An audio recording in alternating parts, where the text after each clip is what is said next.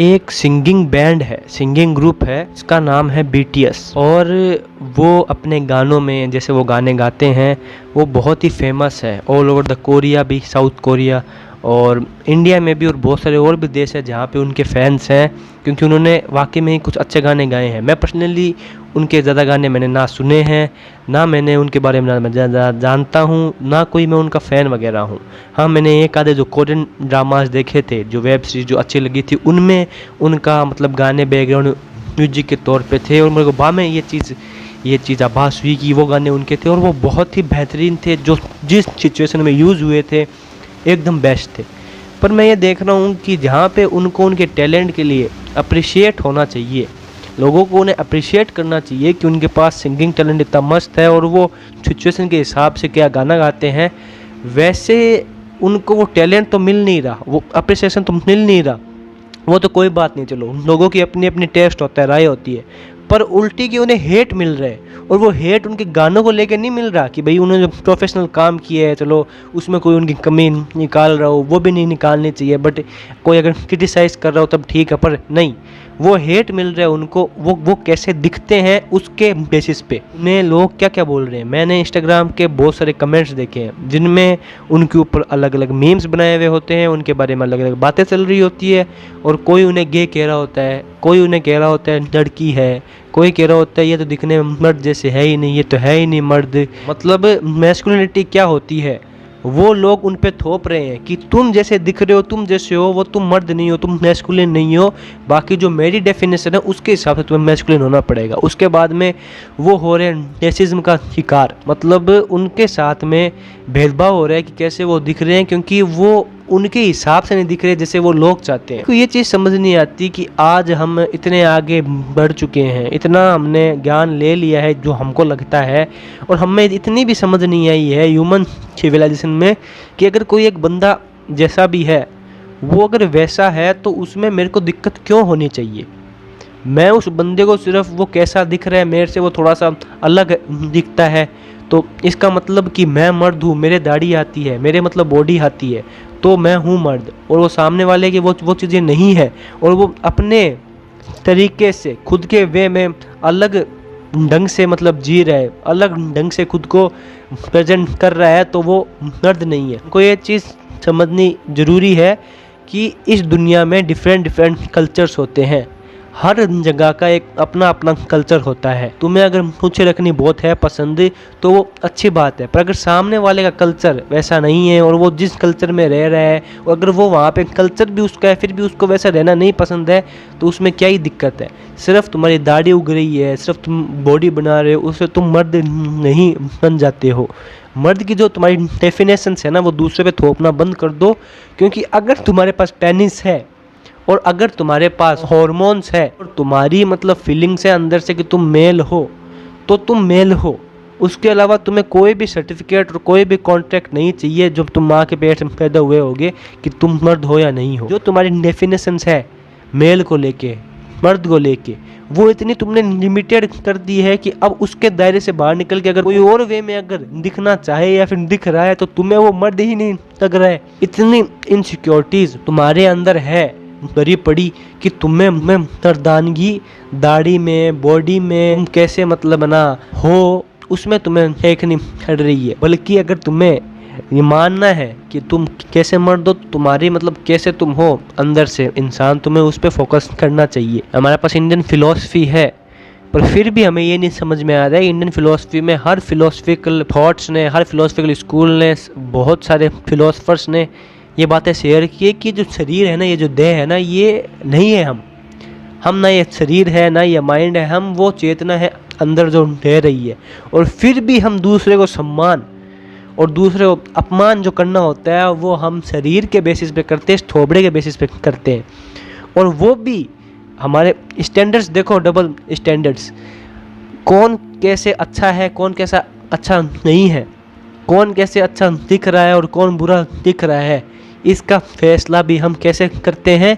अच्छे दिखने की और गंदे दिखने की जो डेफिनेशन है ना, वो भी हमने इंसानों ने अपने ही वे में दिमाग से सोच रखी है पहले से ही।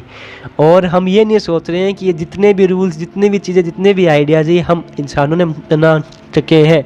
बट जब पेट से आते हो तुम, तो वहाँ पे कॉन्ट्रैक्ट नहीं होता है कि अगर तुम ऐसे दिख रहे हो तो तुम एकदम अच्छे दिख रहे हो, ऐसे दिख रहे हो तो तुम बुरे दिख रहे हो।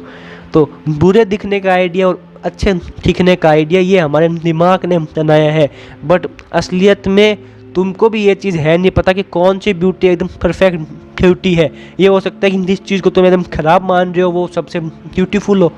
तो तुमने कैसे मान लिया कि तुम एकदम ही हैंडसम चैड हो, एकदम ही मस्त मर्द और सामने वाला मर्द नहीं है? क्योंकि मैंने खुद को ही वैल्यू किसके बेसिस पे दे रखी है कि मैं कैसा दिख रहा हूँ। अगर ये इसको कुछ हो गया और जैसे जैसे टाइम आगे बीतेगा वैसे वैसे मेरा चेहरा, मेरी बॉडी तो सेम रहेगी नहीं। बाद में फिर क्या करोगे? ये बॉडी तो चेंज हो जाएगी, ये चेहरा भी चेंज हो जाएगा, बुढ़ापा आ जाएगा, थोड़े से 5 सालों में तुम्हारा चेहरा चेंज हो जाएगा, कुछ तुम्हारे पिंपल आ गया, फिर इनसिक्योरिटीज़ पैदा होनी स्टार्ट हो जाएगी। क्योंकि तुमने वैल्यू खुद को शरीर के बेसिस पे दे रखी है। अगर वैल्यू देते खुद को टैलेंट के बेसिस पे, तुम्हारी स्किल्स के बेसिस पे, तुम अंदर से कैसे आदमी हो उसके बेसिस पे, तो भाई क्या ही बात होती। फिर तुम सामने वाले को भी देख पाते कि वो क्या है क्या नहीं है। पर सामने वाले को भी तुमको एक देह के मतलब रूप में देखना है, शरीर के रूप में देखना है, और खुद को भी तुम्हें इसी रूप में देखना है। फिर बात आती है, रिश्ते की बात आती है कि मेरी गर्लफ्रेंड ने मेरे को धोखा दे दिया। अरे तो भाई तुम जब गए थे उसके पास चुनने के लिए, तो तुमने क्या देखा था? तुमने ना देखी थी उसकी बुद्धि, ना उसका ज्ञान देखा था, ना देखी थी समझ। तुमने देखा था हाँ दिखने में बहुत एकदम प्रिटी है, तो जाओ इसके साथ कर लेते हैं। मतलब तुम्हारे रिश्ते की शुरुआत ही अट्रैक्शन से हुई थी, ये जो देह का अट्रैक्शन होता है। तो यही है तुम्हारे दिमाग की वजह से ही जो तुमने धोखे खा रखे हैं, दुख खा रखे हैं। ये कहते हैं ना लड़के ऐसी होती, लड़के ऐसे होते हैं, वो का कारण यही है, तुम्हारा दिमाग है उसका कारण। जहाँ पे तुम्हें बुद्धि देखनी थी, शरीर देखना था, वहाँ पे तुम देख ये रहे हो ये दिखने में ऐसा है तो चलो इसके पीछे जाते हैं। ये दिखने में वाओ सो प्रिटी, ये दिखने में ख़राब है। बंदा कैसा है, क्या समझ है, क्या ज्ञान है, क्या उसके साथ रिश्ता बनाया जा सकता है, क्या उसमें अंडरस्टैंडिंग है, क्या वो कुछ मैच्योर है, क्या सच में उसमें कुछ टैलेंट, कुछ स्किल है, क्या वो अपने लिए सीरियस है। वो गया भाड़ में, हमें क्या लेना। अब सोच रहे हो कि तुम तो भाई ऑफ टॉपिक चले गई। ये समझना बहुत ज़रूरी था। BTS को हेट मिल रही है, अरे भाई उनको तुम हेट करो या करो लव, मेरा जैसा इंसान अभी बात कर रहा है माइक पे, तुम देख रहे हो या फिर कोई हेट भी कर रहा है।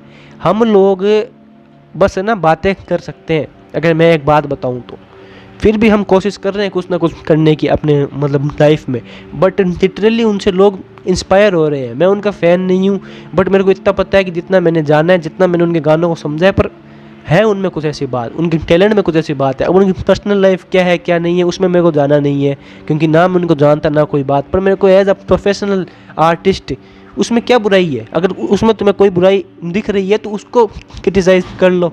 ये लुक्स के बेसिस पे देखना, ये शरीर के बेसिस पे देखना, कब तक मतलब ये चलाओगे? तुम्हें तुम्हारी डेफिनेशन एक मर्द को लेके कुछ और हो सकती है, किसी की कुछ और हो सकती है, पर एट द एंड मर्द और औरत जो है वो एक दूसरे के लिए आते हैं रिश्ते में, पॉपुलेशन में अपना कंट्रीब्यूशन देते हैं। तो एक अगर तुम हो मर्द, तो मैंने जैसे बता दिया तुम्हारे पास हार्मोन्स, टेस्टोस्टेरोन और मतलब पेनिस है, तुम बायोलॉजिकली तुम मेल हो। अब बाकी एथिकली तुमने क्या क्या डेफिनेशन बना रखी है अपने अपने हिसाब से, क्या क्या तुम मान रहे हो मर्द को, वो भाई तुम ही जानो, और वो चीज़ें तुम्हें ही मुबारक। हर जगह ये चीज़ें मत करो, खुद को थोड़ा मैच्योर बनाओ। बाकी कई लोग उनको गे भी कहते हैं। भाई पहली बात तो अगर वो है नहीं गे, ठीक है, उन्होंने खुद कहा नहीं, अगर होते तो भी क्या था। मतलब जो लोग अपने हिसाब से सेम जेंडर वाले को प्यार कर रहे हैं तो क्या मतलब उसमें भी मतलब उनको जीने का हक नहीं है। मतलब तुम मान रहे हो गे होना एक जोक है, लड़की होना एक जोक है, उनको गे लड़की कहा जाता है। भाई लड़की होना गे होना जोक नहीं है, तुम्हारी सोच यहाँ पे जोक है। क्योंकि तुम्हें ऐसा लग रहा है कि तुम उनको गे बोलोगे, लड़की बोलोगे तो वो चिढ़ जाएंगे। तो जो छेड़ने वाला है और जो चिढ़ने वाला है वो दोनों को ही दिमाग का इलाज कराने की जरूरत है। क्योंकि जो गे हैं और जो लड़की है वो तुम्हारे पास तो कुछ लेने नहीं आ रहा, ना तुम्हारी उन्होंने भैंस खोल के कुछ भागी है। दोनों ही सोसाइटी में हैं, दोनों ही अपनी अपनी चीज़ें कर रहे हैं। तुम्हें अपना ध्यान रखना चाहिए। गे से हेट करके, लड़की से हेट करके क्या अपने दिमाग की छवि दिखा रहे हो? ऐसे इंसान बनो जो समझे कि मेरे को गे लड़का लड़की क्या होती डेफिनेशन बनाने पे गौर ना करूँ, एक इंसान को पहचानने पे गौर करूँ, एक इंसान क्या है उसको समझने पे गौर करूँ, क्योंकि ये शरीर वरीर ये सब चेंज हो जाएगा, ये जो मेरी सोच है वो भी चेंज हो जाएगी अगर कोई लॉजिकल इंसान बना मैं मैच्योर हुआ। एक चीज़ चेंज नहीं होगी, वो है अगर मैंने एक अच्छा इंसान बन गया और सामने वाले को पहचानना जान लिया, मैंने उसको मेरे को जज करना है पहचानना है, तो वो अंदर से इंसान कैसा है अगर मैंने वो स्टार्ट कर दिया तो मैं थोड़ा मैच्योरिटी में चला जाऊँगा। आई होप तुम्हें समझ में आ गया होगा। लोकेशन चेंज हो गई है एकदम से, बस यही है, जब कुछ चीज़ें होती है तो कोई सही रास्ता निकालना पड़ता है, तो वो मैंने निकाल लिया। दिमाग पे जोर डालो, जैसे मैंने यहाँ पे रास्ता निकाला तुम भी खुद के लिए निकाल सकते हो। लोग जज कर रहे हो जब तुम ऐसे, तो बहुत तुम्हारी जो डेफिनेशन है ना वो तुम्हें ही एक दिन काट खाएगी। हर एक इंडिविजुअल अपने अपने हिसाब से अलग है और तुम्हें अपने ऊपर काम करने की बहुत ज़रूरत है।